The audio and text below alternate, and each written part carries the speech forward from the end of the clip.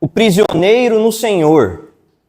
Peço que vocês vivam de maneira digna da vocação a que foram chamados, com toda a humildade e mansidão, com longanimidade, suportando uns aos outros em amor, fazendo tudo para preservar a unidade do Espírito no vínculo da paz. Há somente um corpo e um só Espírito, como também é uma só a esperança para a qual vocês foram chamados. Há um só Senhor, uma só fé, um só batismo, um só Deus e Pai de todos, o qual é sobre todos, age por meio de todos e está em todos. Essa é a palavra do Senhor. Amém? Vamos orar? Feche os seus olhos, curve sua cabeça. Pai, nos dê graça nessa noite, eu te peço, para que possamos compreender a Tua palavra. Mais do que isso, mais do que entendê-la no espírito, no coração e na mente, nos dê graça para aplicar a Tua palavra.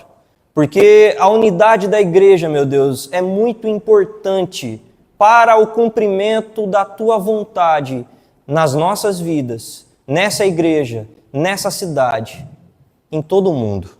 Mas é um grande desafio para a gente, que vive de uma forma tão individualizada nos nossos dias, compreender, absorver e aplicar a unidade. Quebra as cadeias que nos impedem. Nos ajuda a compreender isso dentro da perspectiva do Evangelho. Que discípulos possam perceber a importância disso e aqueles que ainda não nasceram de novo possam ouvir o Evangelho nessa noite de forma transformadora, salvadora e redentora para suas vidas. Que o Teu Espírito possa agir aqui no nosso meio. Nós pedimos em nome do Teu Filho Jesus. Amém. Amém. Seguindo a nossa série de mensagens, nós percebemos que nos 3 primeiros capítulos dessa carta aos Efésios, Paulo se deteve em falar a respeito da vocação da igreja, o chamado da igreja. Então, ele apresentou o plano de Deus de fazer convergir em Cristo todas as coisas. No capítulo 1, Paulo apresentou as bênçãos espirituais, as muitas bênçãos espirituais recebidas através de Deus.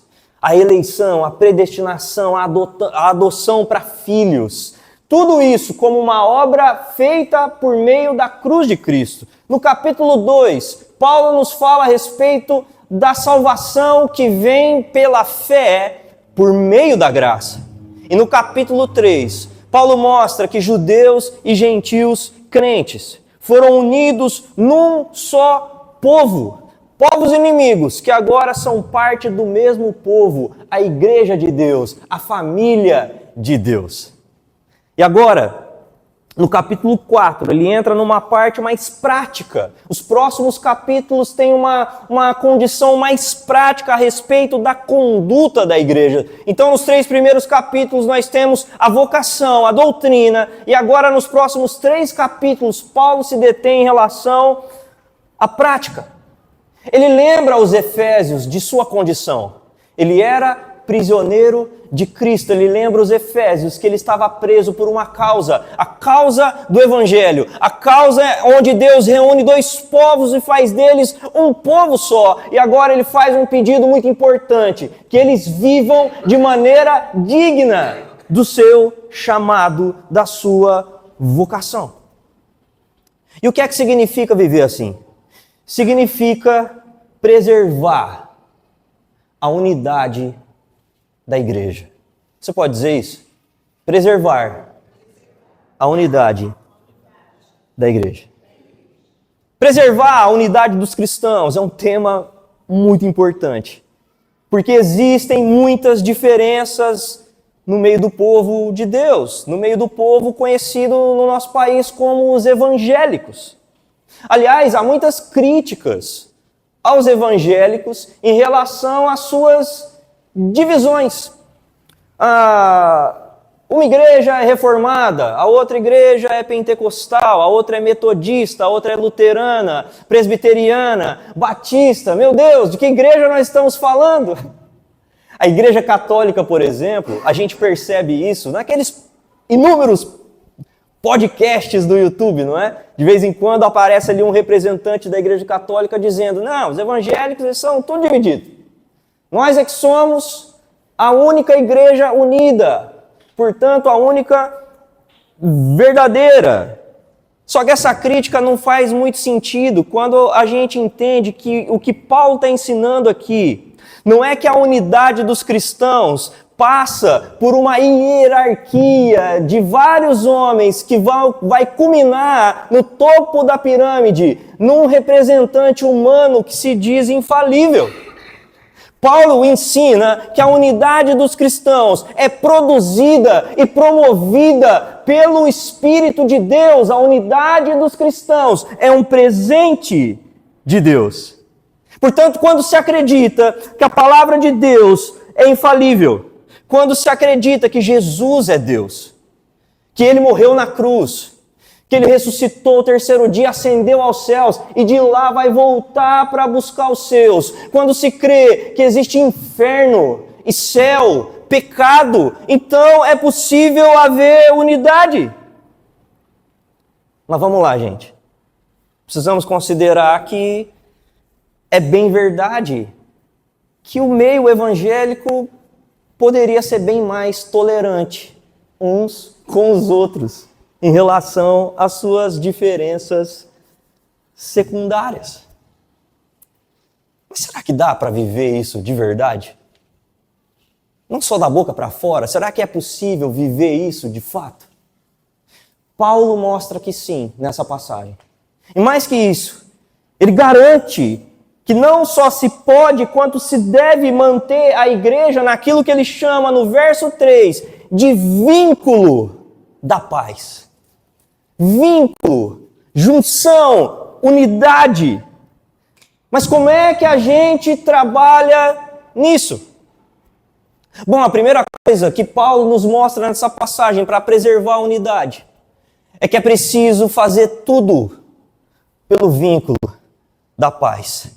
Então, entre os versos 1 e 3, Paulo mostra que não é um pedido para criar unidade. Paulo não está dizendo assim: pessoal, criem aí entre vocês unidade. Não é isso que ele está pedindo aos Efésios. Porque o povo, o ser humano, não é capaz de criar esse tipo de unidade. Isso é uma obra de Deus. Deus reuniu em Cristo judeus e gentios convertidos e os transformou num povo só.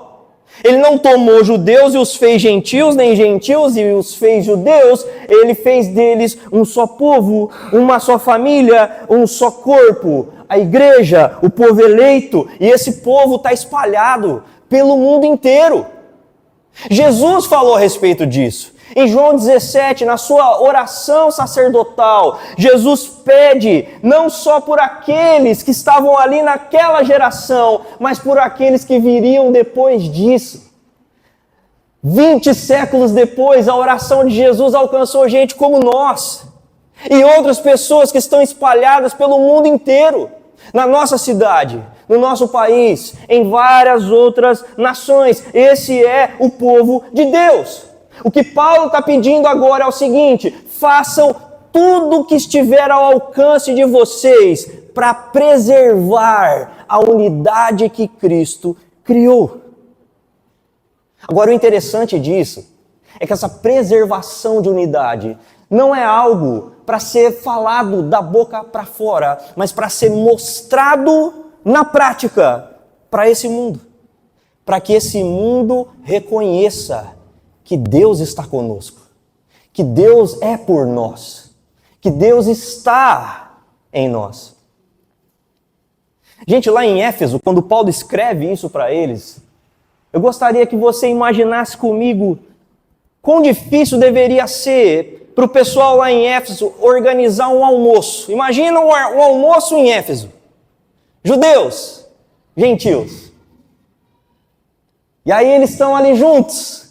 E aí depende do dia. Se você falar, vamos fazer o almoço no sábado, aí os crentes judeus iam falar, não, mas no sábado não pode. Sábado para mim não dá, porque sábado é sagrado. Aí o gentil, não, mas o que tem a ver isso aí? É de domingo que a gente reúne? Como assim? O cozinheiro gentil, especialista em fazer carne de porco, sugere para esse almoço assim: gente, eu vou fazer uma costelinha ao molho barbecue. Aí o judeu já, meu Deus, não pode. Isso aí eu não como não, eu sou crente. Eu sou crente, eu não como carne de porco, sangue, nem pensar. E é o seguinte, você imagina a mulher judia, meu Deus, judia, chegando ali com seu bebezinho, apresentando ele para o crente gentil, dizendo assim: circuncidamos ao 8º dia. Você circuncidou seu bebê também? Não, meu não. Ah, não, é que a gente é crente. A gente circuncida o nosso filho ao 8º dia. Imagina esse encontro. Imagina quanta diferença, como deveria ser difícil organizar um almoço naquela igreja. A treta era grande e o perigo é que esses dois perfis, povos diferentes, ao invés de se unificarem, se dividissem, se rachassem. Então Paulo está dizendo que eles devem preservar a unidade no vínculo da paz, apesar das suas diferenças. E isso dá um ótimo momento. Você sabe qual é, né? Fernando Hipólito, nosso pastor. Diga assim para a pessoa que está do seu lado: diferenças sempre existirão.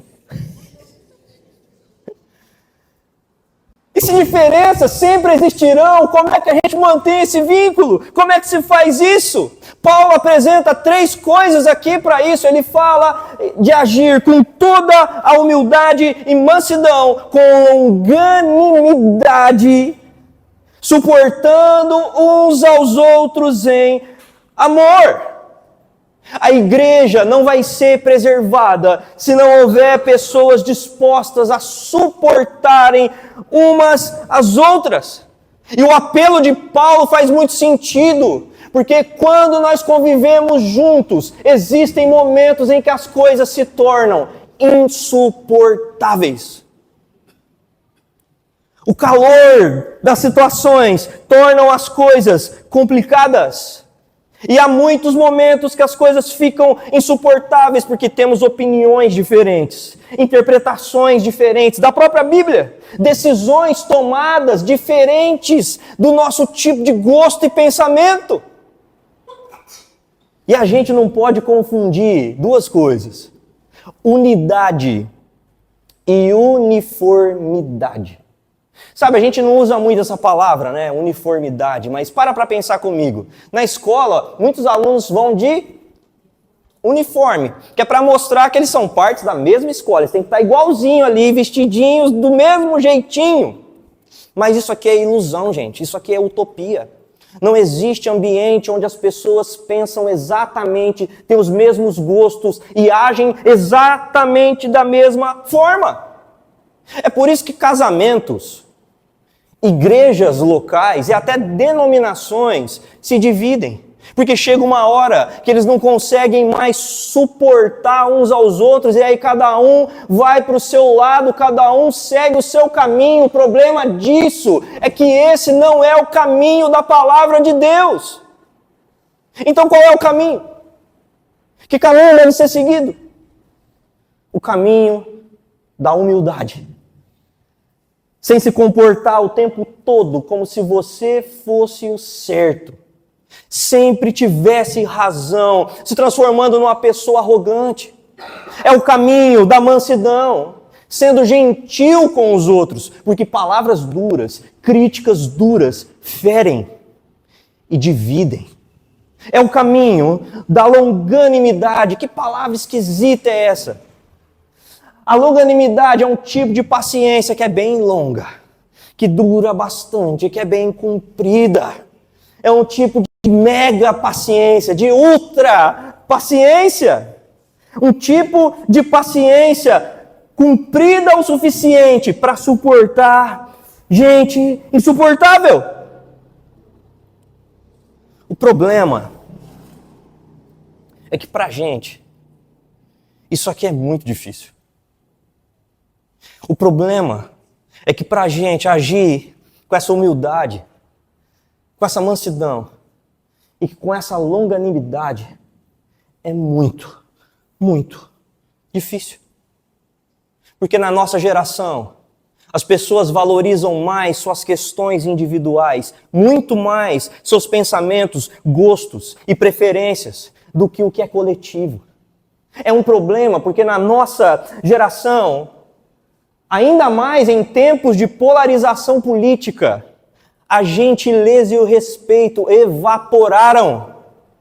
A nossa geração tem paciência curta, então viver essas 3 virtudes é quase impossível. Viver essas 3 virtudes, quando nós nos deparamos com ela, é inevitável a pergunta: meu Deus do céu, quem é que consegue viver esse negócio na prática?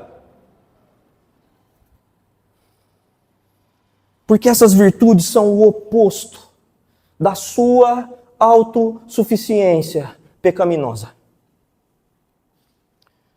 E é muito legítimo que você faça a si mesmo e aos outros essa pergunta: quem é que consegue viver esse negócio?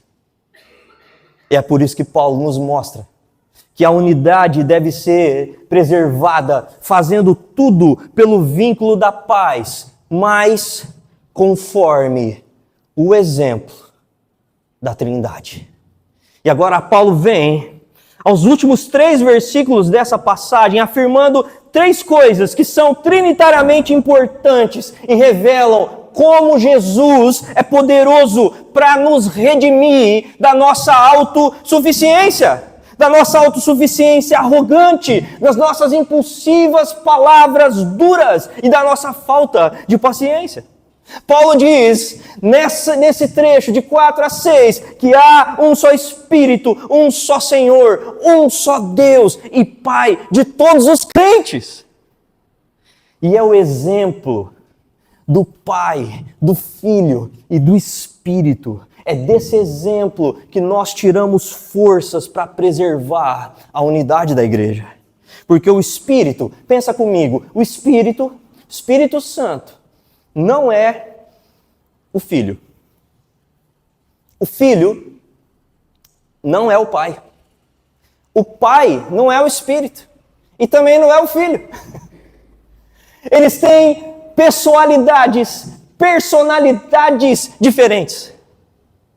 Mas eles são um só.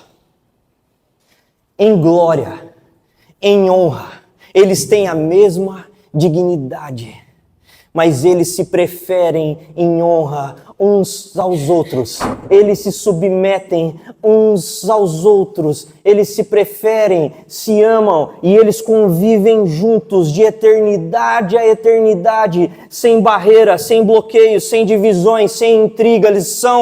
Eles vivem os 3 uma harmonia magnífica, uma dança harmoniosa perfeita. É o exemplo de onde nós tiramos forças. Os 3 têm a mesma honra e a mesma glória, mas eles são um só. A Santíssima Trindade, nessa dança harmoniosamente perfeita. Dá para viver isso? Como? Como é que se extrai poder do exemplo da Trindade? Paulo nos apresentou isso nos 3 capítulos anteriores. Ele nos mostrou que o Pai planejou a nossa salvação. O Pai planejou que 2 povos distintos se transformassem num único povo. O Filho, incumbido de executar isso, desceu, se transformou em homem, morreu na cruz, ressuscitou 3 dias depois e ascendeu aos céus para que o Espírito Santo descesse, habitasse e aplicasse esse poder na vida de todo aquele que crê. Antes de ir para a cruz, Jesus orou por isso.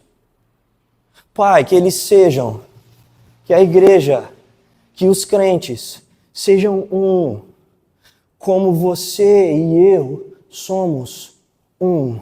Ele ora isso antes de ir para a cruz. Então, ele encara o Calvário. Então, ele entrega sua vida para resgatar você de ter que viver essa vida sendo uma pessoa que causa divisão, intriga, briga, sem paciência, de duras críticas e palavras que ferem e causam divisão. Jesus entregou a vida dele na cruz para que você escapasse de viver essa vida como uma pessoa arrogante. Portanto, vem dessa cruz esse poder da Trindade que age nos crentes por meio deles. Sabe qual é o resultado disso? Um só corpo. Um só corpo. Independente do status social, da cor da pele, um só corpo. Independente de características, independente se é pobre ou rico. Um só Espírito agindo no meio deles, uma só esperança, uma só fé naqueles que foram batizados num só batismo. Uma só fé. E é por isso que eu lhe digo, se você é um discípulo de Jesus, uma nova criatura, se esforce para viver essas virtudes.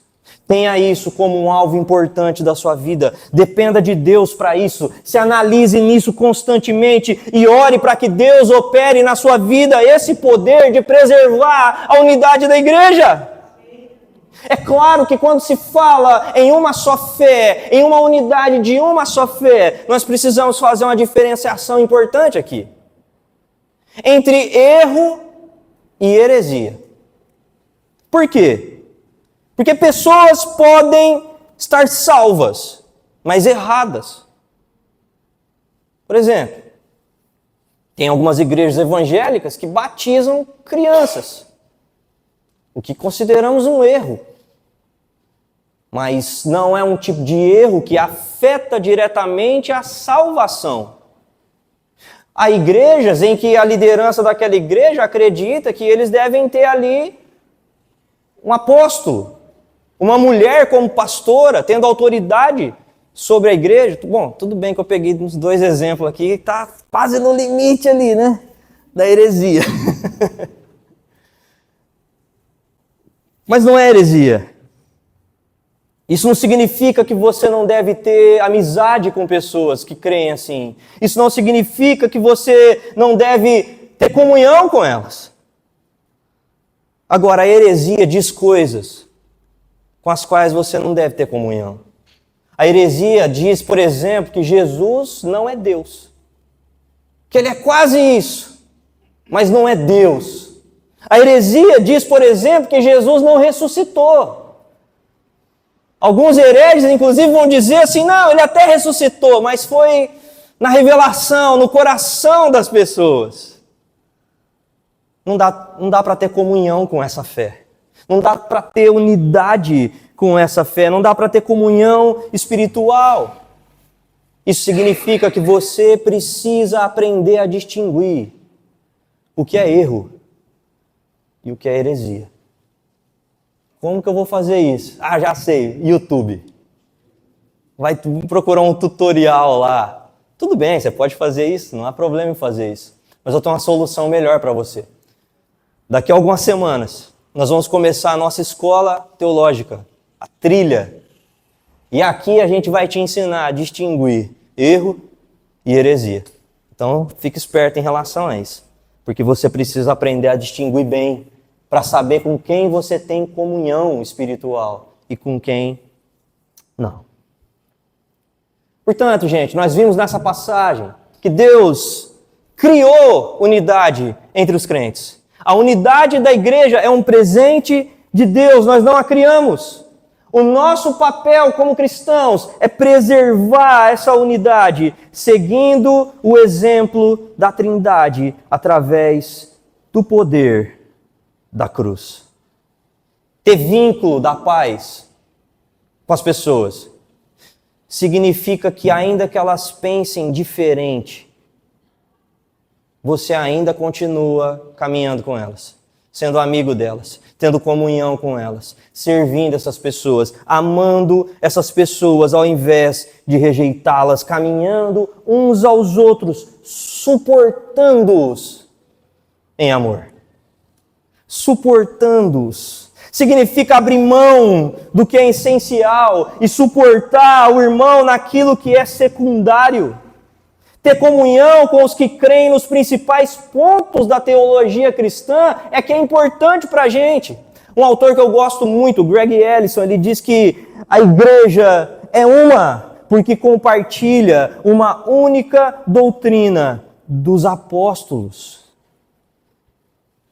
Tem um teólogo alemão também de quem eu gosto, Friedrich Meyer, ele dá uma ilustração bem boa para a gente aqui. Ele diz assim: nunca haverá uniformidade, mas pode haver unidade.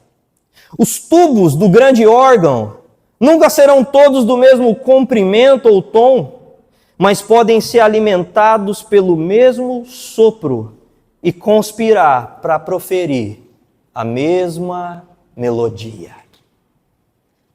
Dá para ter unidade na diversidade. E tem uma frase, eu quero finalizar com essa frase para a gente orar. Uma frase que muita gente atribui a Agostinho de Hipona, mas que eu descobri já tem um tempo que não é dele. É de Rupertus Meldenius. Nunca ouviu falar, né? É um teólogo alemão do século XVII, que diz assim: no essencial, unidade. No não essencial, liberdade. Em todas as coisas, caridade. É um bom princípio. E diante desse princípio, eu quero finalizar dizendo duas coisas para você. A primeira delas é: faz um exame hoje à noite. Examine-se para ver se você não está quebrando a unidade da igreja. Examine-se para saber se você não está quebrando a unidade da igreja, se afastando de alguns irmãos por questões pessoais, de relacionamento ou de divergências por assuntos secundários. Avalia isso. A outra coisa é: resolve isso. Dá um jeito de conversar, de se expor, de dialogar, de perdoar e voltar a caminhar como quem preserva a unidade da igreja. Amém? Vamos orar? Peço que você se coloque de pé.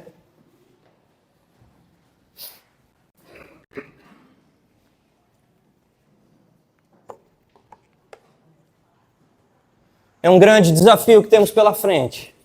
Vivendo num mundo, numa sociedade, numa geração tão individualista, que pensa muito nos seus próprios gostos, ideias, conceitos, preferências. Mas a cruz de Cristo nos dá a esperança de poder viver como pessoas que agem com humildade, mansidão, longanimidade, suportando uns aos outros em amor. Feche os seus olhos, oremos. Pai, nós pedimos Tua graça nessa noite. Pedimos que o Senhor venha nos ajudar, meu Deus, a viver essas virtudes. Humildade, sem arrogância, sem nos posicionar como pessoas certas, que não perdem a razão, mas perdem os amigos, perdem a comunhão, mas não perdem a razão. Nos ajuda a viver com mansidão, a escolher bem nossas palavras, não agir de forma impensada, impulsiva, ferindo pessoas, permitindo que com isso elas deixem o corpo, se afastem do corpo. Nos ajuda a agir com longanimidade, Senhor, tendo uma longa paciência. E essas 3 virtudes, meu Deus, nos dão graça para poder suportar uns aos outros, meu Deus. Elas são ali os ingredientes básicos para que a gente consiga ter esse suporte, mas isso não vai brotar de nós, Senhor. Isso não brota da nossa habilidade natural. Isso brota da cruz do Calvário. E é por isso que nessa noite eu peço ao Senhor que salve pessoas aqui que ainda não nasceram de novo. Tira, meu Deus, pessoas que estão como um alvo da ira de Deus. E como Paulo nos ensina no capítulo 1, faz dessas pessoas filhos por adoção. Salva, Senhor, nessa noite. Faz corações novos, novas criaturas. E faz de nós que somos discípulos também, pessoas com um novo coração. Um coração redimido, um coração restaurado, que é capaz de viver essas virtudes pela graça de Deus. Meu Deus, nos ajuda como igreja local a seguir o exemplo da Trindade Santíssima, que se honra mutuamente, se sujeita mutuamente numa dança harmonicamente perfeita e magnífica. Oh, meu Deus, faz brotar do Teu Espírito dentro de nós a alegria, o zelo, a responsabilidade de preservar a unidade da igreja. Em nome de Jesus, Pai. Ajuda-nos, Senhor. Ajuda-nos, Pai. Em nome de Jesus.